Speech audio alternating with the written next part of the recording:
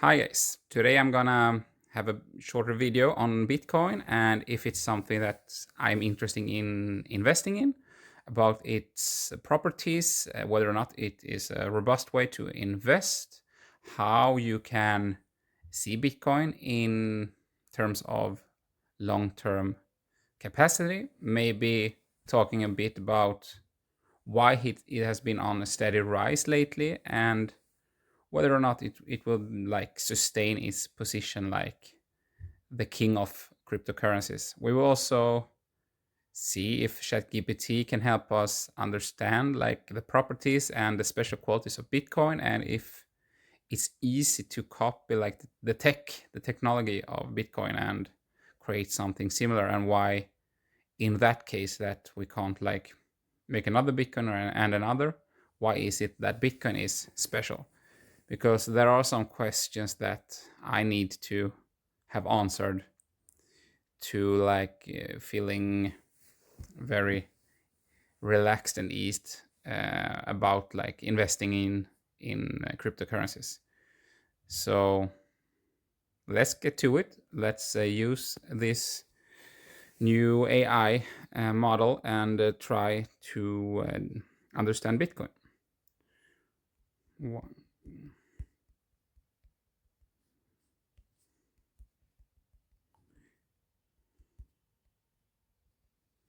So we ask it why is it gaining traction, and yeah, we can first see that a lot of ETFs they are being introduced and offering investors easier access to Bitcoin, and also major financial institutions like PayPal, BlackRock, and Tesla are legitimizing the use of Bitcoin. So obviously, if a lot of money are like going into something, it will obviously create like buying pressure. Number two here, according to ChatGPT, is a store of value. Like it's referred to like the digital gold. I know the CEO of MicroStrategy, who like is the best performing company in S&P 500. They have all of their assets in Bitcoin, and they are saying like it will be the new gold. Gold will go to zero, but Bitcoin will be like just keep expanding to like 1000x where it is today. So yeah, it's a very interesting way of seeing it as a store of value, and maybe it's the correct way to see it. If it is, and it is gonna continue over time, gain like 60% increase every year. It has been for the latest 16 or 15 years. It will be like an amazing, easy, great way to invest in. We can also see like the rising inflation are affecting assets like Bitcoin, and some people might see it as a safeguard against like the declining value of traditional fiat currencies. And we also know that the American government during the pandemic, the COVID-19 pandemic, and also after, have been printing a lot of money just to keep the services in the society going, and also there's been wars in Europe, etc. So a lot of money has been printed, and we have seen the rise of inflation in later years, and those kind of things might act in a way that will get Bitcoin to be more popular. So yeah. Number four is technological advancement. And we have seen the Lightning Network and other scalability solutions that enhances Bitcoin's transaction speed and reduces cost. And obviously, if something gets cheaper and more effective, it will get traction easier.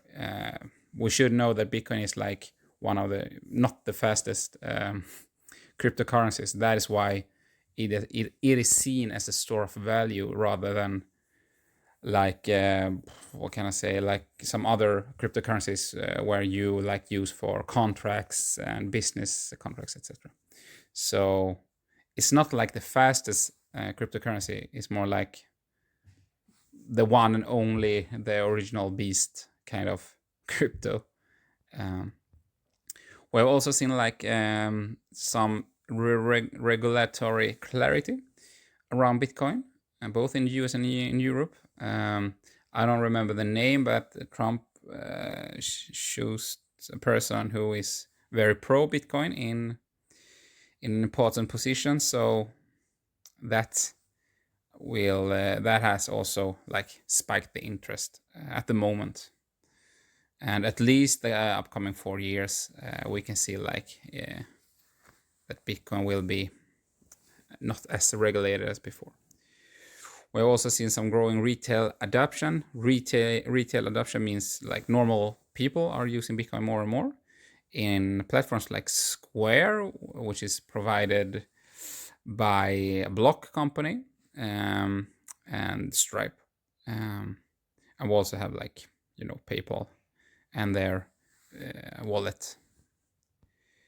We have seen some cultural and social momentum around Bitcoin, around like, this year's presidential election in the US has been a lot about like packaging the message around financial freedom, and the state should not like being able to just print money and tax you with inflation, etc. And with Bitcoin, is supposed to be like a hedge against that kind of power. We've also seen countries like Argentina and Venezuela, also I know El Salvador, etc., that adds Bitcoin to their balance sheet, and yeah, that also legitimize Bitcoin. Here they talk about supply demand dynamics and Bitcoin's halving cycles, which reduce mining rewards, decrease the supply rate, which can create upward price pressure. So yeah, and also mainstream media attention.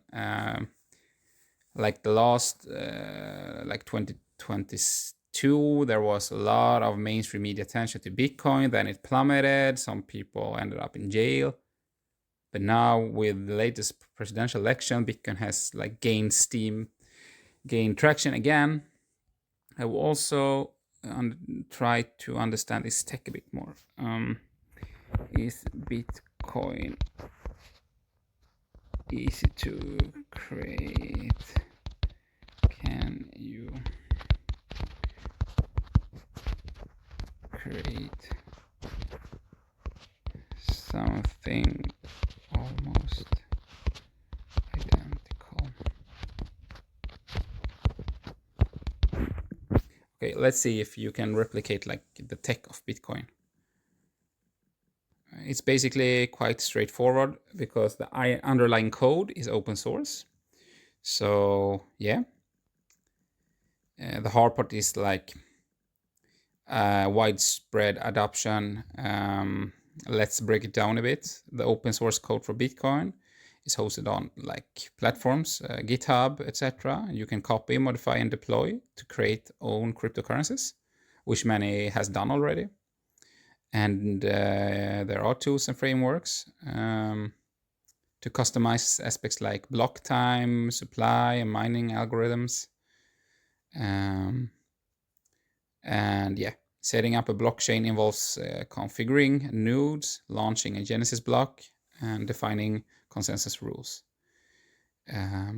So you can create a cryptocurrency like Bitcoin. You can make like the coins scarce. So you can make like almost the same type of invention. So why is it hard then to replicate the success? Because we have seen many cryptocurrencies, but not as much success. And it's very, Bitcoin is very decentralized, they say here, and very robust. And the trust and immutability takes time and widespread adoption. And yeah, that's obviously easy to understand. It's hard to like get your new coin widespread because it's easy for a coin to like crash. Network effects. Bitcoin has a massive first mover advantage. in adoption by investors, institutions, and developers has created a strong ecosystem. I think that is like the big thing. It was first. I don't think, like many people are saying, the tech is special, like the properties, it will not, it's just a limited amount of bitcoins. But as we did see before, you can create a similar coin with similar properties with a limit amount of coins. So that maybe not, like the tech might not be the thing. I listened to a long interview with Michael Saylor, the CEO of MicroStrategy, well, like the biggest Bitcoin company, and he didn't talk a lot about like other cryptocurrencies. And he, in this interview, it was about like 2 hours. They didn't really ask him why is Bitcoin better than other cryptocurrencies, and why is like all money going to Bitcoin. So I still think it's like sort of a risk here if like someone decides to create a coin and like a lot of people decide on that coin instead. But the first mover advantage is a huge one. And yeah, as long as you continue to have like the high security around Bitcoin, and yeah, it will continue to like be a great place to store value, maybe, in comparison to other like cryptocurrencies. And another thing here is like the liquidity. If you are a new cryptocurrency, you need that liquidity to keep like going, and a lot of them struggle with the user base and therefore also the liquidity.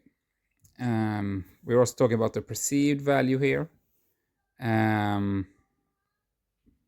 The store of value kind of thing. So yeah, a lot of thing is going in the favor of the Bitcoin. So the regulation getting better, and obviously it's a great architecture, even though you can copy it and create other cryptocurrencies to demonstrate similar resilience. It's a great tech, and it has the first mover advantage. We have very Bitcoin inspired cryptocurrencies known as forks. We have Litecoin. It's faster and a different hashing algorithm. We have Bitcoin Cash, a fork aimed at increasing transaction speed. And we also have Dogecoin, to name another. Initially created as a joke, it now has a significant following. So that following is important to like gain traction for the coin. So for example, Dogecoin, you just use the meme and get like in help. So I would say if you have the money, I can see Bitcoin being a part of your portfolio. But if you like are new on the market, I wouldn't be too certain to just go for cryptocurrencies. I would rather learn the market, invest in companies, understanding balance sheets, income statements, listening to like the CEOs talking in like different kind of presentations about the companies, etc., and learning the stock market in general. And maybe later on, if you feel like, oh, I need to, in case of cryptocurrencies being like the future, where like for example, like some people say, well, it will continue to gain 60%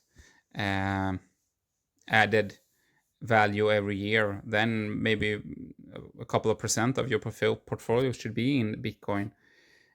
But you need to understand the tech. You need to like listen to interviews from like people who works with Bitcoin. You need to understand the properties of Bitcoin. And I also think you should have it like as a store of value, and you should not trade it too much. And you need a very, very long time horizon, because it's a very volatile way of investing. So that's my take on Bitcoin. It could very well, based on what we have seen here, be a part of the future. But it's also a fast way to lose a lot of money if you are not very, very used to investing money, because if you invest all your money in Bitcoin, the psychology will take a toll on you based on like cryptocurrencies being quite volatile in the shorter term. And even though like all the Bitcoin companies are saying like it will go 60% up every year and it will be like the one and only future, you can't be certain. So you need to understand that if you invest, it's a sort of a casino. You can always lose the money, so never be too certain and spread your risks. So I guess that's about me, it for today, and thank you for listening to this new channel. Bye.